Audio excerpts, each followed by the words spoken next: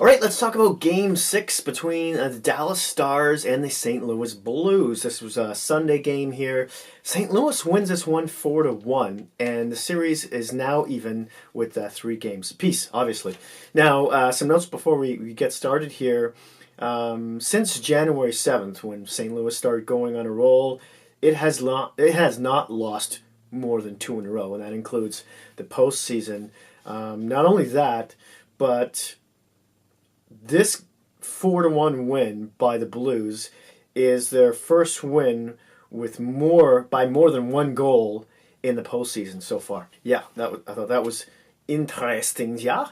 In any case, so the game starts off in the first period, and St. Louis is just looks really good out there. They come out kicking doors down, taking names, and Dallas just looks sleepy for the first, I want to say, eight or so minutes of the game. And that shows in the scoreboard because Pietrangelo puts one in, his second of the playoffs, assisted by Edmondson and Schwartz, and Blues are up 1-0.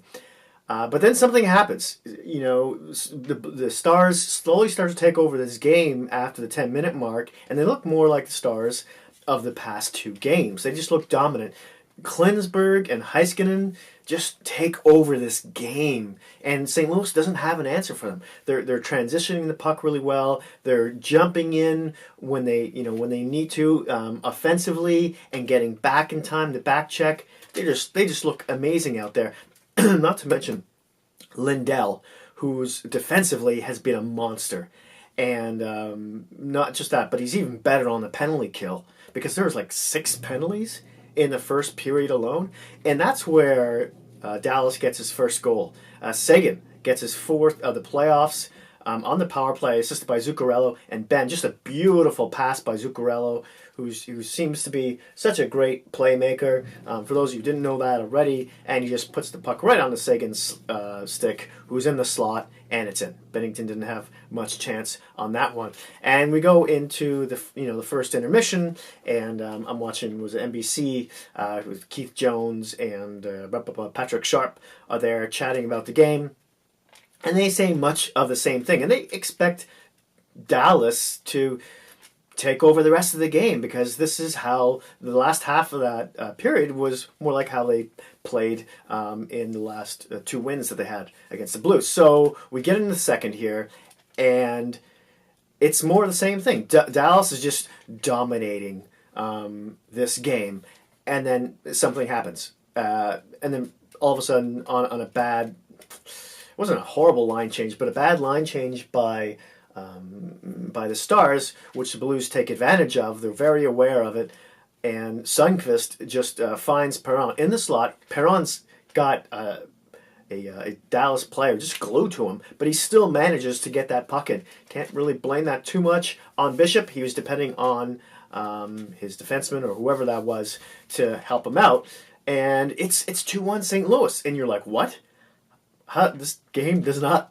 It looks like it's 2-1 Dallas, not for the Blues. So just really strange. And so we get into and even after that, the Stars continue to look like the dominant team for all the reasons I've already mentioned. So we get into the second intermission of this game, and the commentators Jones and Sharp are just stunned. They're like, oh, I don't get it. This doesn't compute. Dallas should be winning this game right now, and they expect them to come out and continue to play well and just take this one over and come back.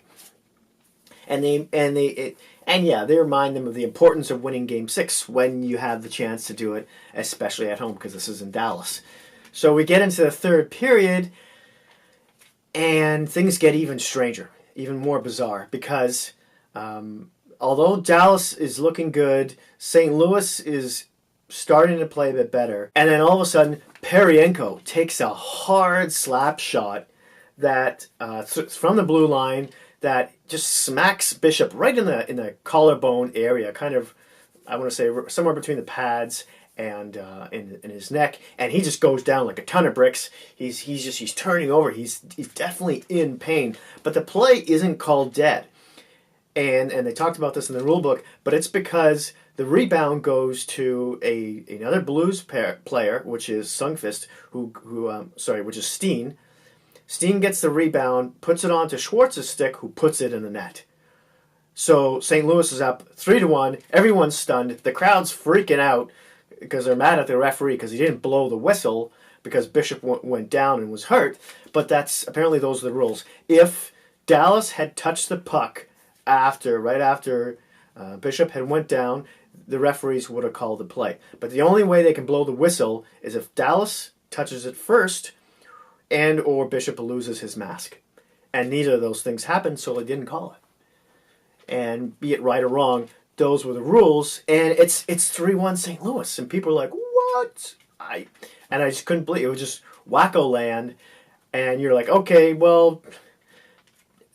And then Bishop stays in net, which is the strange thing because he takes about a few minutes to get up. Khudobin, the camera moves to him, and he's getting ready, and he's looking over like, what's going on? And Bishop slowly gets up, shakes it off, and stays in net. And you're like, huh?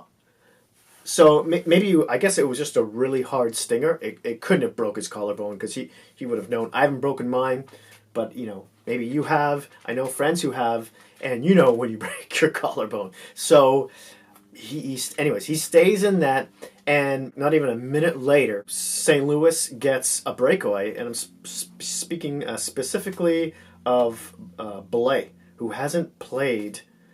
Sorry, I can't remember his first name, but he hasn't played since March 12th for St. Louis, and they brought him in for this game. He's on a breakaway, and he's pretty far out from the net, so he's got plenty of time to, go in on a deke or whatever.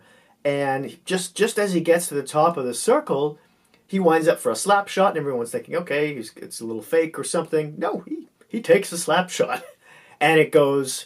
And it's a good one because it goes just over Bishop's, his his right shoulder, his blocker side, and into the net. It was a nice shot.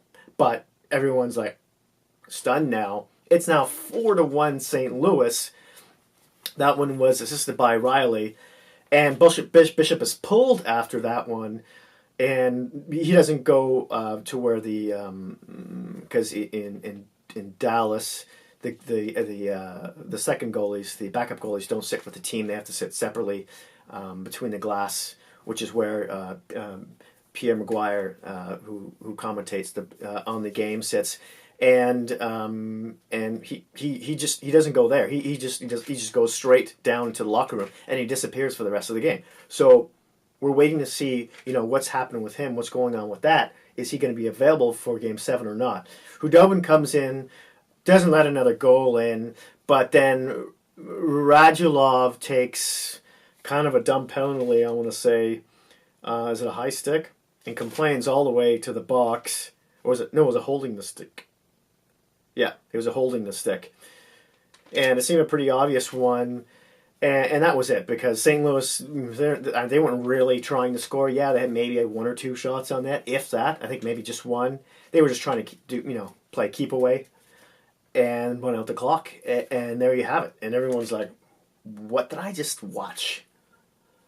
So, yeah, just a wacko game. Let's get to the team stats here. Face-offs were 34-21 for the Dallas Stars. The power play, Dallas goes 1 for 3, St. Louis 0 for 4.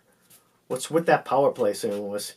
Are you going to get all the way to the Stanley Cup final with a power play like that? I don't know. Hits are 35-34 for Dallas. Giveaways were 20-10 for Dallas. This didn't look. This really started happening from. I want to say most of those come from the third period. Those giveaways from Dallas, their game just goes to poop. They just makes these very rare mistakes, and St. Louis is just opportunistic about them. What can I say? Takeaways are 8-6 for the Stars. Block shots are 10-9 for the Blues. Shots, first period, 10-7 for the Blues, 9-4 in the second for the Stars, 11-7 in the third for the Blues, and the total shots were 25-23 for St. Louis. Let's look at the goalies now. Binnington, of course, gets the win, saves 22 of 23 with a .957 save percentage. He's now 7-5 in the playoffs, and he looked pretty calm in that all game long. You know that Bennington from last game, little Matt, was it Mad Bob from The Simpsons? Anyway, cool as a cucumber. And then Bishop, of course, takes a loss. He saves 16 of 20, with an .800 save percentage, and he's now 7-5.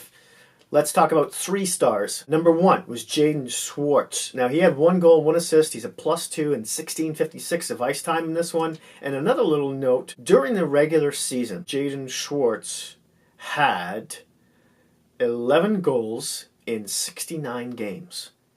During the playoffs so far, in 12 games, he's had 8. He only trails Couture for the goal lead. There's your money man. Second star, Pietrangelo gets a goal. He's a +2, 25-24 of ice time. And then Perron, who gets that second period goal, which just stands up as the game winner, has 1 goal, +2, and a 16.55 of ice time as well. There you have it. There's the wacko game of the day. And of course, the Hurricanes didn't play, or the Islanders, because Hurricanes swept them a couple days ago, or whenever that was. I'm losing track of days now. Thank you so much for watching. Hit like if you like this video. Smash that subscribe button if you haven't already. And hey, if you happen to have any Hockey Geek friends, please don't feel shy about sharing. Thanks again. I'll see you soon.